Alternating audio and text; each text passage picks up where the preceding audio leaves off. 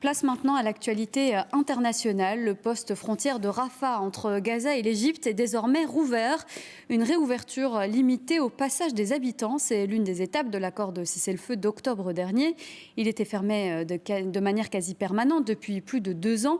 Et cela va permettre principalement à des dizaines de malades, de blessés aussi, de quitter l'enclave pour se faire soigner en Égypte. Cybèle Ceylan, Éric Destiné. Des ambulances qui se présentent au poste frontière de Rafah, la présence de camions qui semblent se préparer à entrer dans la bande de Gaza. Ce sont les premiers signes visibles de la réouverture annoncée de ce passage entre l'Égypte et l'enclave palestinienne, un élément de l'accord de cessez-le-feu. Une unité du ministère israélien de la Défense a précisé quelques modalités.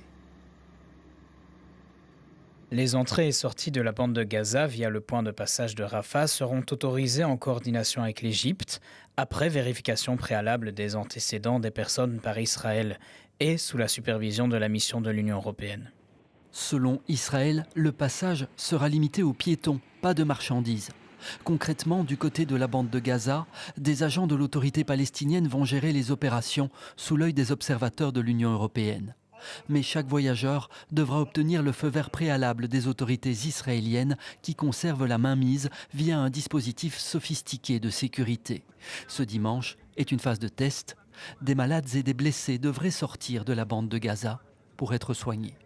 Le point de passage de Rafah est extrêmement important, en particulier pour l'entrée et la sortie des patients blessés ou malades, de l'aide humanitaire.